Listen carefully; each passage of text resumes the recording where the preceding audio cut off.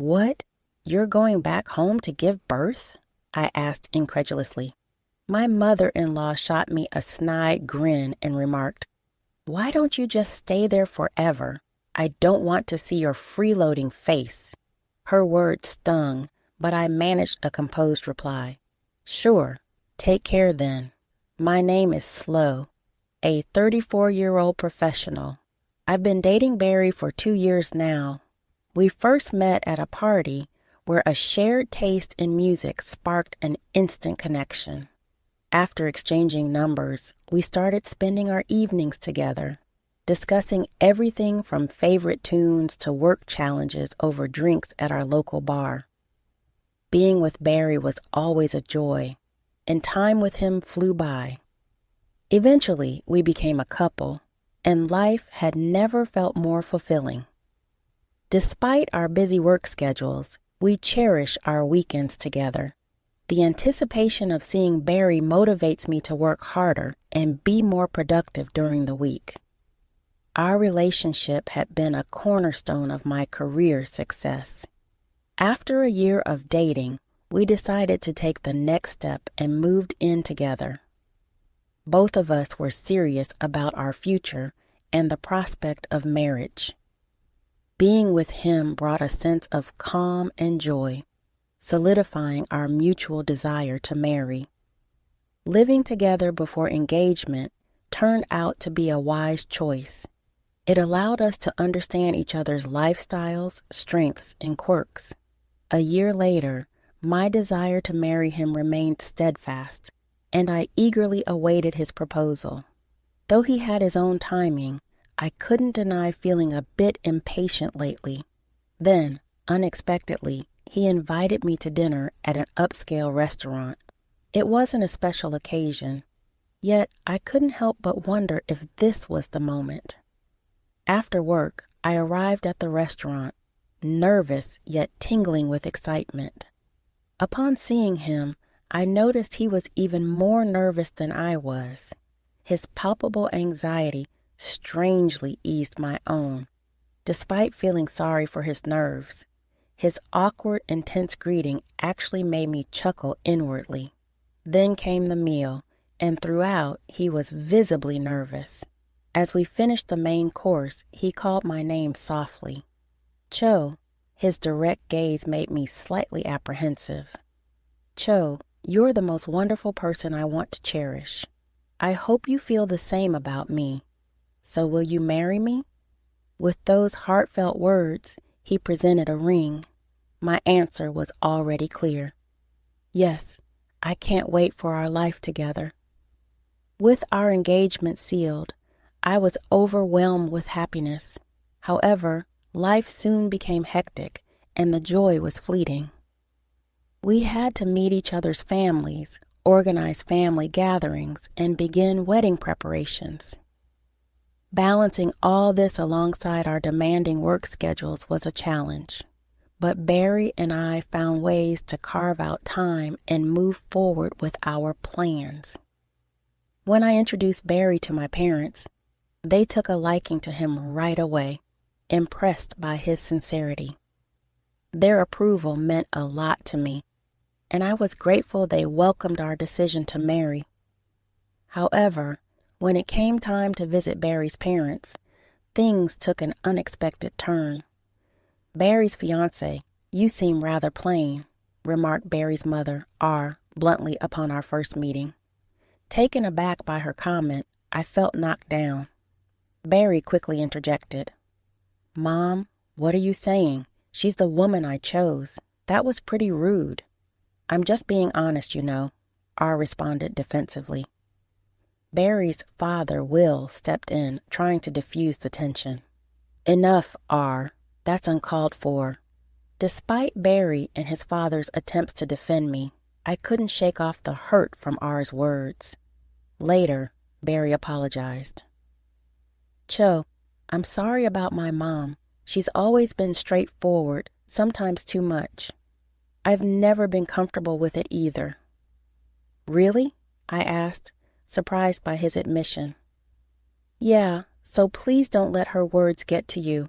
If she says anything after we're married, Let me know right away. I'll handle it, he assured me earnestly.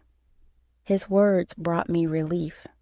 From the moment we started dating, Barry had shown he would protect me, even attempting to shield me during our introduction to his parents.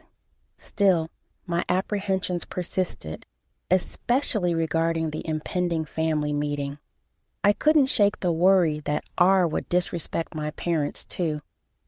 Despite my warnings to Barry, he had assured me he would handle her carefully. I had even briefed my parents about R's challenging nature, which they were already familiar with from past encounters. The day of the family meeting finally arrived, and my nerves were on edge for entirely different reasons. "Hello, I'm Barry's dad. It's a pleasure to meet you. Thank you for having us," Will greeted warmly, extending a hand to my parents. "We're Cho's mom and dad," my parents replied politely, trying to keep the atmosphere pleasant. They exchanged pleasantries with Will, but R remained silent, seating herself and ordering a drink without a word. "I'll take her red wine. Looks like we'll need a bit of a drink to make this interesting," she commented casually, her words casting an uncomfortable shadow over the room. My parents were left speechless by R's behavior, visibly taken aback. Both Will and Barry, clearly annoyed, swiftly apologized to us for R's conduct, and so the family meeting commenced. My parents and Will hit it off right away, engaging in friendly conversation throughout the meal. R remained largely focused on her food, but as she became increasingly intoxicated, she started to interject into the conversation. "A government job? It may be stable, but the pay isn't anything to brag about. Barry's marrying into such boring people. If they have kids, they'll probably be just as dull," R remarked, crossing a line with her words. "That's enough," Will intervened, his voice filled with anger. "You need to leave now," R, defiant, muttered. "What's the big deal? I'm just being honest." Will escorted R outside and arranged for her to take a cab home. Returning to the restaurant, he and Barry apologized once more for R's behavior. I was relieved that we had reserved a private room. R had proven to be more of a challenge than expected. At the wedding, she seemed subdued, likely because Will had warned her to behave impeccably or face consequences. Apparently, he had even threatened divorce if she caused any embarrassment, so she kept her comments to herself. Thankfully, the wedding went off without a hitch, and I was grateful for that. Thus, our married life began in earnest.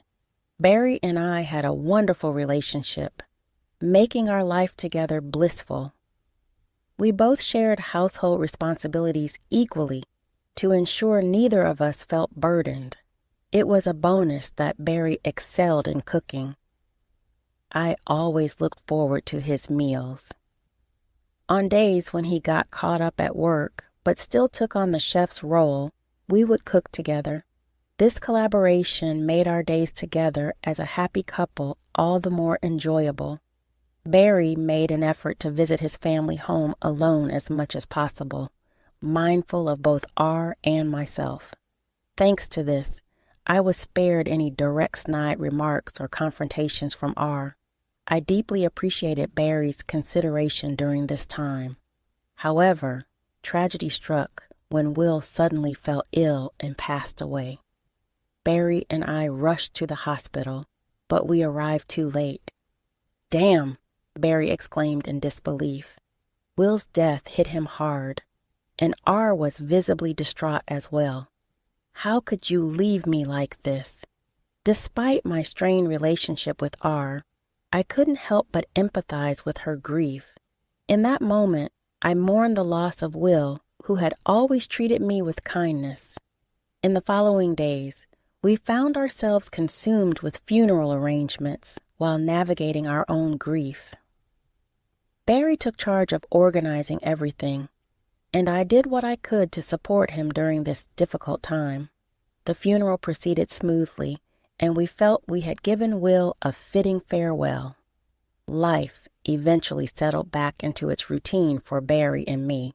While it took time to come to terms with Will's passing, we eventually found our footing. Barry appeared determined to move forward with renewed resolve. However, a new challenge emerged unexpectedly.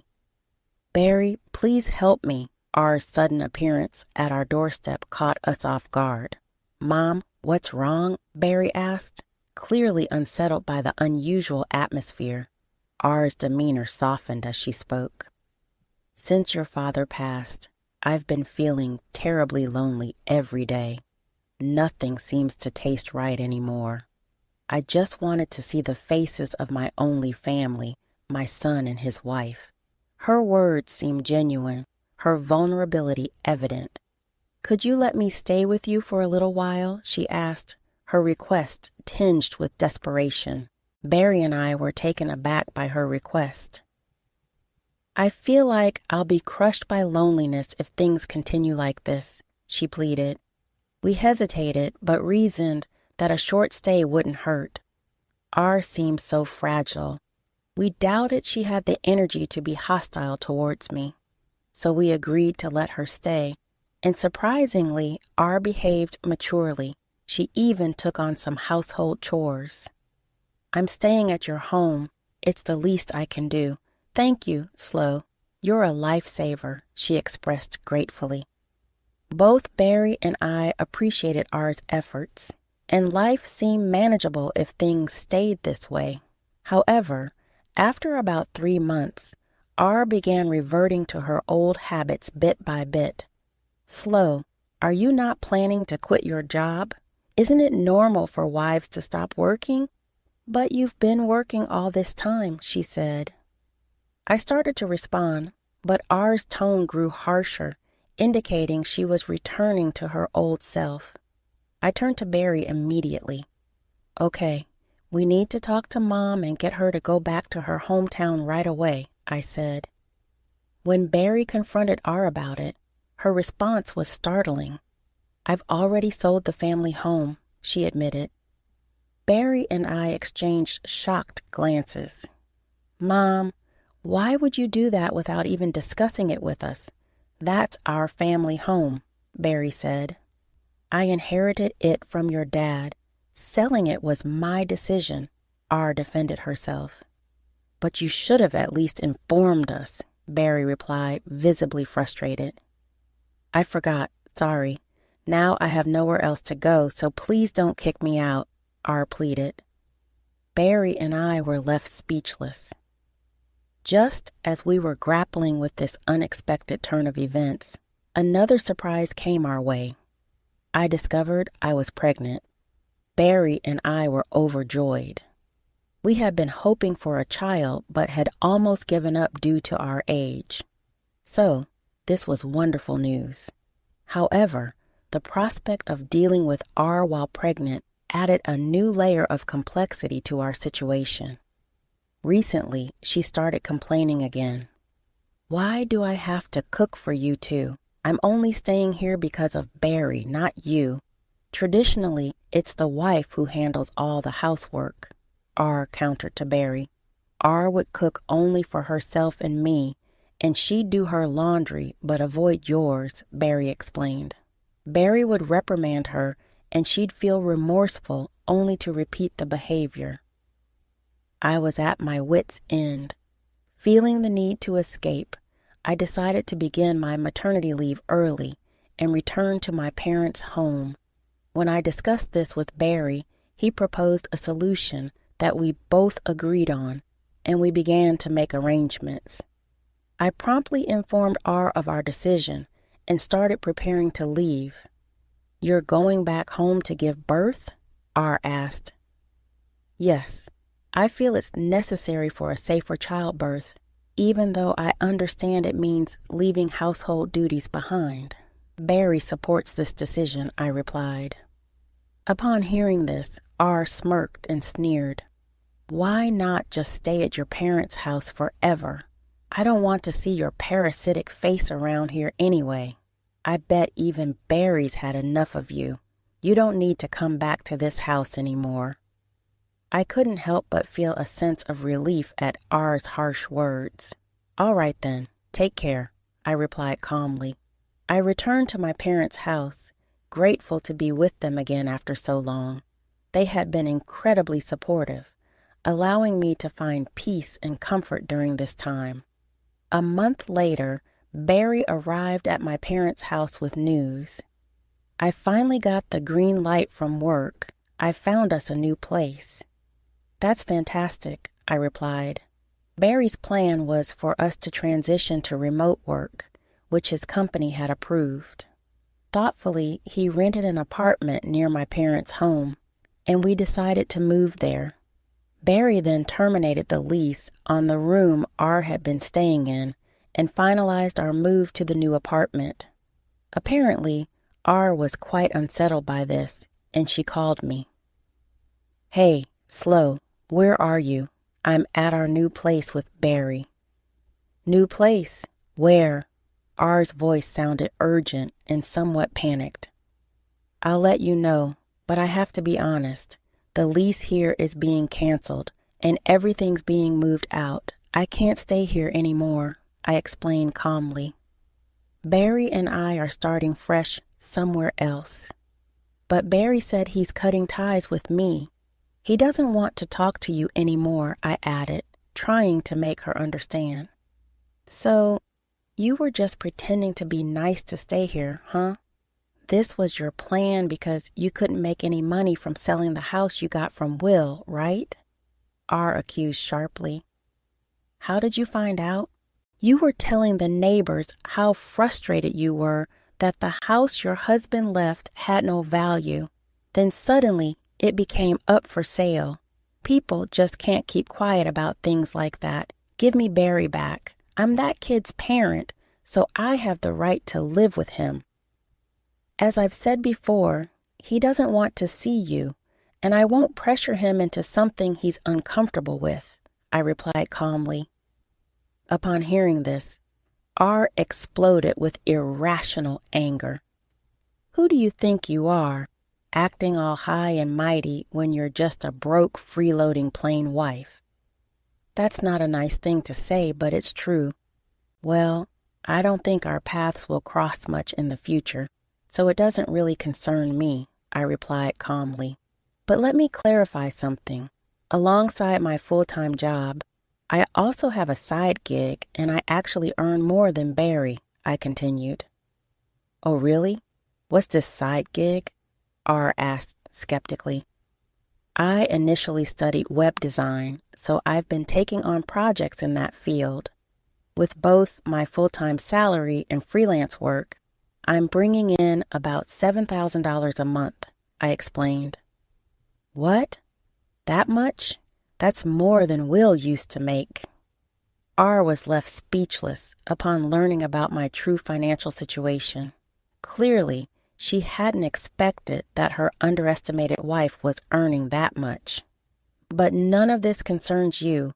R. Barry has cut ties with you, and I'll be distancing myself even further, I asserted firmly. Wait a minute. If you're making that kind of money, maybe you could lend me a hand, R suggested. I didn't hesitate. I ended the call and blocked her number. It was a relief to expose R's true intentions and leave her feeling regretful. Knowing I wouldn't have to deal with her again brought me a sense of peace. She had no knowledge of where my parents lived or where I worked. With Barry working remotely and our new address undisclosed to her, the likelihood of R tracking us down was minimal. I've heard that R has always struggled with overspending, and whatever inheritance Will left behind has dwindled to almost nothing. She attempted to sell the house, but received a low offer, leaving her in financial trouble. However, old habits die hard. A neighbor from our former neighborhood reached out to Barry and informed us that our spending habits and reliance on payday loans have plunged her into debt. She's been asking neighbors for loans without success, leading to a challenging financial situation. It seems like karma has caught up with her. Meanwhile, Barry and I no longer have to worry about R intruding into our lives. We're enjoying a peaceful existence, splitting our time between our own home and my parents' place as I prepare for the birth of our child. Once the baby arrives, Barry and I are looking forward to nurturing our family and cherishing